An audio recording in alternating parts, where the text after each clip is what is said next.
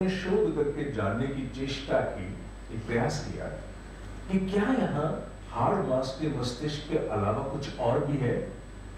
तो उन्होंने पाया कि मनुष्य के मस्तिष्क के आसपास एक रिंग है, यहीं पर एक रिंग है जो ग्रे क्लाउड्स या ग्रे डस्ट उन्होंने कहा, लगभग भूरा या सलेटी रंग आप उसे कह सकते हो, वो भूरे सलेटी रंग के बादल, उसे डस्ट या क्लाउड कुछ भी कह सकते हैं, वो इस प्रकार रिंग बनी है।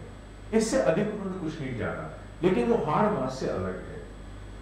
हमारे यहाँ उपनिषदों में ये बात आई है कि हर मनुष्य के मानस मंडल में, और इसे कुछ योगी ने भी कहा है, हमारे मानस मंडल में बड़ी सहजता से व्यक्ति को 1000 जन्मों का बोध प्राप्त हो सकता है। पिछले सहजता माने सहजता उनके लिए जिन्हें आत्म ज्ञान इत्यादि की यात्रा प्राप्त हो चुकी है।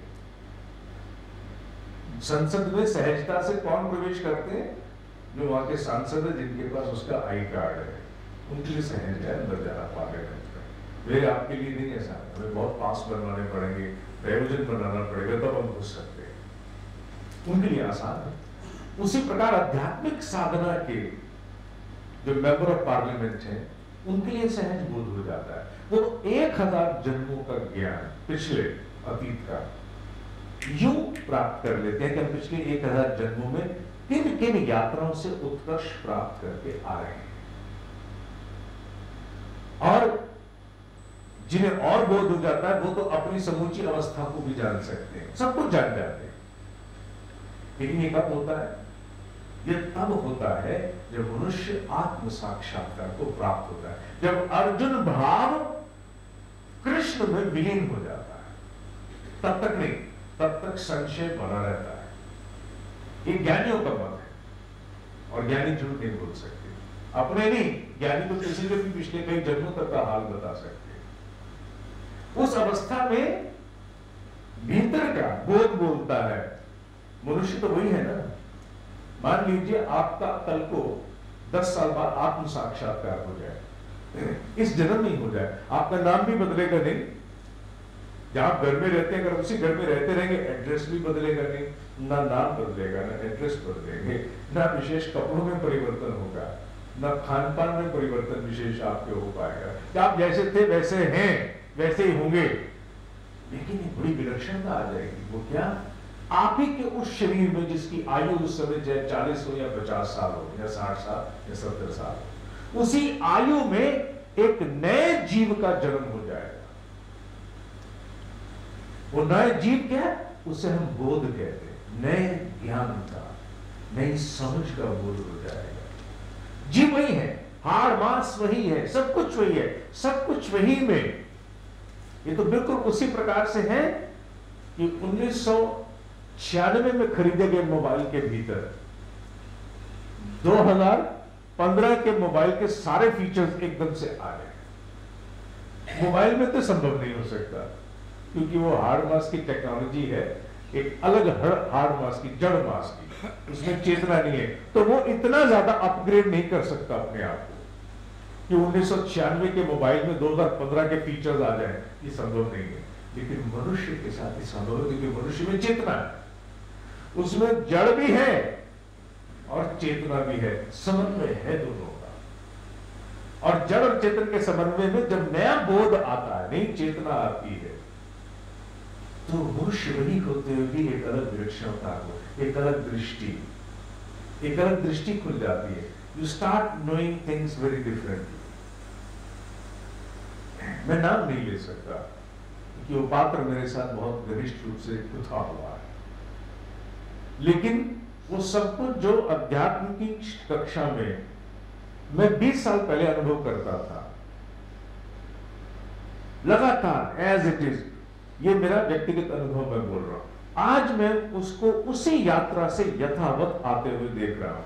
वो 20 साल बाद उसी रूप से, मैं बहुत बुद्धों में नाम नहीं ले सकता, मेरी सीमा। और मुझे आश्चर्य होता है, कई बार लगता भी है हाँ ऐसा ही मेरे साथ हुआ था, अच्छा अब इसके साथ आगे ऐसा होगा, अब ऐसा होगा। It happens with all of us. इस सृष्टि में हम में से कोई भी अपने आप को भिन्न नहीं कह सकता, फीचर्स के आधार पर, अनुभव के नहीं, अनुभव के आधार पर हम भिन्न है। अतीत की यात्राएं हमारी अलग है, जीवन परिवेश संस्कार हमारे अलग है, लेकिन हमारे फीचर सबके कॉमन है। हमारे फीचर्स में कोई फर्क नहीं है, हम एक जैसे हैं अंदर से, बाहर के फीचर अलग हो सकते हैं, अंदर के फीचर सबके एक हैं, अलग हो ही नहीं सकते। जो आज महा ब्रह्म ऋषि बन के कोई व्यक्ति आसीन है, वो व्यक्ति कहूंगा मैं शब्द, वो व्यक्ति भी हमें जैसा था। साधारण मनुष्य उत्कर्ष प्राप्त करते करते ब्रह्मांडों का स्वामी भी बन जाता है। सुनने में बड़ा आश्चर्यजनक लगता है, कोई हैरानी की बात नहीं। क्यों? इसका मतलब क्या अनंत ब्रह्मांड है ना? है ना? सबसे मुश्किल समझना इन्फिनिटी को होता है, क्योंकि मनुष्य फाइनाइट में ही लिमिटेड है, वो इन्फिनिटी समझ नहीं पाता, इन्फिनिटी समझ नहीं पाता। जबकि इन्फिनिटी का सबसे बड़ा बोध तो वहां भी हो जाता है जहां थाली सिस्टम होते हैं, जितना खाना खाइए, तो जितना खाना खाइए, हाँ, वही पता लग जाता है इन्फिनिट क्या होता है। खाओ 50 रोटी, लिमिटेशन आ जाती है। इन्फिनिटी को शरीर भी समझ नहीं पाता, मन भी समझ नहीं पाता। इन्फिनिटी को हम सब समझ नहीं सकते। इनफाइनाइट ब्रह्मांड है, इन्फिनिटी है, चाहे एक मान लो चाहे इनफाइनाइट कई मान लो, इन्फिनिटी है। ये क्यों कहा मैंने? ये मैंने इस श्लोक के प्रकाश में कहा कि सामान्य साधारण मनुष्य ही आत्म उत्कर्ष प्राप्त करते करते ब्रह्मांडों का स्वामी हो जाता है। ये बात ब्रह्म ऋषियों ने कही है। हमारे ब्रह्म ऋषि चाहे जैन आस्था से बात कहें, चाहे वैष्णव आस्था से बात कहें, प्रायवाची शब्दों में कोई भेद नहीं है, बात एक ही है।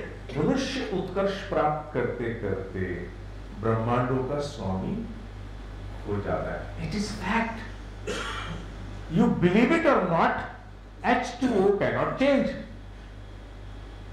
किसी को आपको भैया हाइड्रोजन और ऑक्सीजन के मॉलिक्यूल है, अरे नहीं, पानी है, हाइड्रोजन कहाँ इसमें, ऑक्सीजन कहाँ इसमें, अच्छा आप नकार लो तो क्या बदल जाएगा? वो नहीं बदलेगा। उसी तरह से ये भी है, हम सब आने वाले समय में ऐसा उत्कर्ष प्राप्त करेंगे जब हम भी ब्रह्मांडों में होंगे, हम सब होंगे।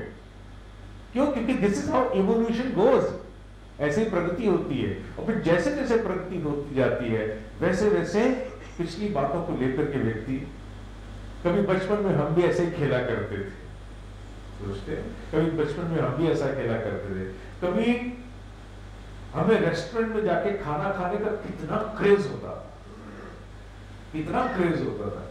आज रेस्टोरेंट में जाने का कोई मजबूरी हो तो जाएंगे, पर क्रेज नहीं है।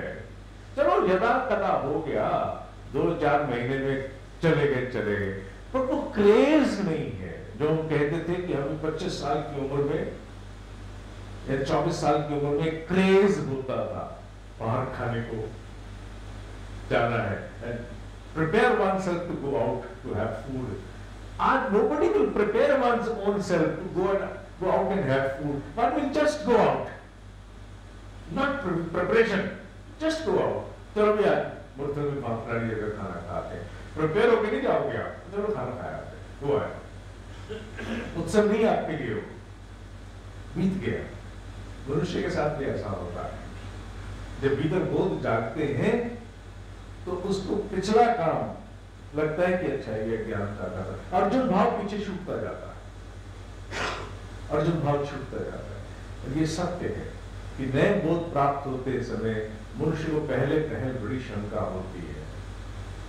सामान्य लोग क्योंकि जब उनको बोध नहीं होता उसको देवी देवता से जोड़ते हैं, कोई हार्म भी नहीं है, उसमें हानि भी कोई नहीं है, कोई हानि नहीं है, क्योंकि देव ही तो जागृत हो रहा है भीतर। तो उसको ये कहने में कि फलाना आकर के बोल रहा है, it's no problem, this no problem. Indian Indology, not mythology, we are not a mythology, we are not a mythology. हम कोई भ्रम नहीं है महाराज। मैं बहुत खंडन करता हूं उन सभी जगहों का जहां लिखा जाता है इंडियन माइथोलॉजी। हम कोई भ्रम नहीं है, हमारा अस्तित्व है, हमारा ज्ञान है, जिसे आप नहीं प्राप्त कर सके, आप समझ नहीं पाए, आपके पास वो क्षमता नहीं है, आप उसका विवेचना कर पाओ, इसकी जिम्मेवारी हमारी नहीं है। हम तो है, हमारी जैसी स्ट्रैटेजीज आप बना के दिखा दीजिए जो उस आदिकाल में थी। क्या आप उसे मिथ कहेंगे? गीता का पहला श्लोक ही मनुष्य के लिए इवैल्यूएशन का ऐसा प्रोसेस है, प्रोसीजर है, आप उसे मिथ कहेंगे? क्या वो माइथोलॉजी से निकला है? ये भ्रम है कि शाम को विवेचना करना कि मेरे भीतर के आज पांडव जीते या कौरव जीते। शाम को विवेचना करना कि मेरी टू डू लिस्ट में से अननेसेसरी अकम्प्लिशमेंट क्या हुई है। तो शाम की इवैल्यूएशन करने का जो प्रोसीजर है वो पहले श्लोक में ही आ गया। क्या वो माइथोलॉजी है? नहीं, वो हमारी भूमि का, हमारी धरा का शोध है। That is our Indology, that is not mythology. ये मिथ नहीं है, ये सत्य है कि मनुष्य के भीतर बोध जागता है तो शंका पैदा होती है। ऐसी शंका जो अपने आप से पूछना चाहती है कि अभी तक तो मैं इतना ही था, तुम कहां से आ गए? फिर भीतर की जो बोध है वो समझाता है मैं वही था, तेरे और मेरे। इसमें तेरे और मेरे कौन है? तेरे और मेरे माने बोध के और अज्ञानता के, दोनों साथ जुड़े हुए हैं। बोध और अज्ञानता दोनों जुड़े हैं। बुद्ध और उनके बड़े भाई दोनों एक साथ रहते हैं। बुद्ध जिसको निर्वाण प्राप्त है छोटी आयु से, और बड़ा भाई जो पूरी अज्ञानता से पूरित है। बुद्ध और उनके बड़े भाई के विषय में सुन चुके होंगे आप सब लोग। बुद्ध और उनके बड़े भाई दोनों साथ रहते थे। उनके बड़े भाई ने उनसे एक संकल्प ले लिया था कि मैं हमेशा तेरे साथ रहूंगा, इसका संकल्प तू दे। उन्हें दे दिया।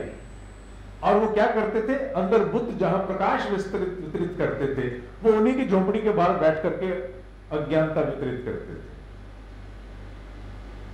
तो बुद्ध ने कहा, एक दिन बुद्ध से पूछा उन्होंने कि ऐसा क्यों है कि तू दुनिया तेरे पास आती है, प्रकाश लेके जाती है, लेकिन मुझे तो आज तक कुछ भी नहीं दिखा तेरे में, मुझे तो तेरी सारी ये दुकानदारी दिखती है। तो बुद्ध ने कहा था जिस दिन मैं जाऊंगा अगले दिन तुझे भी निर्वाण प्राप्त हो जाएगा। ऐसा ही हुआ, ऐसा कहते हैं।